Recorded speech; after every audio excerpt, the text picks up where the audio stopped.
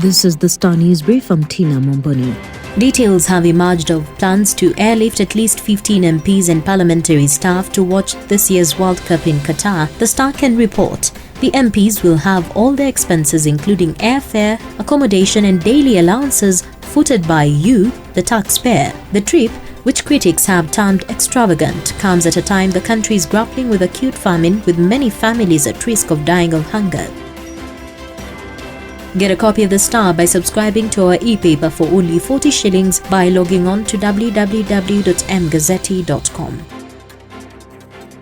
Azimio principals Raila Odinga and Kalonzo Musyoka on Tuesday read the Riot Act to coalition senators following wrangles that have rocked the team in the Senate.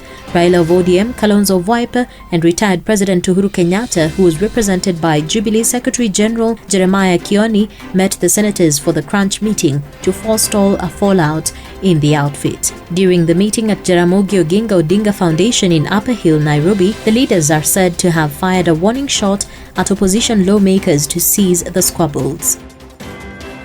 The National Youth Service is on the spot after an audit unearthed questionable expenditures on various items and projects to the tune of 307 million shillings. Among payments queried by Auditor General Nancy Gadongo in her latest report tabled in Parliament recently is gratuity to former Director General Nelson Githinji.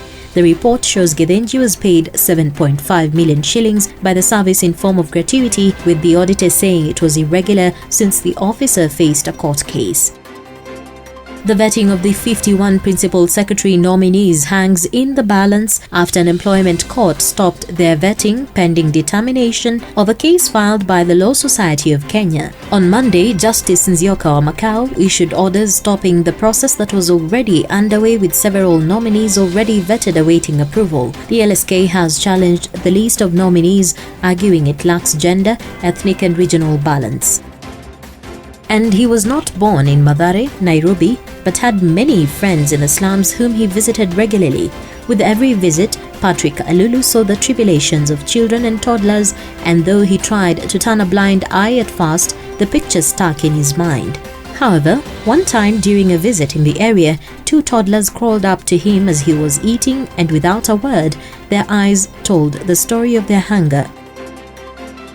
Get a copy of The Star by subscribing to our e-paper for only 40 shillings by logging on to www.mgazzetti.com.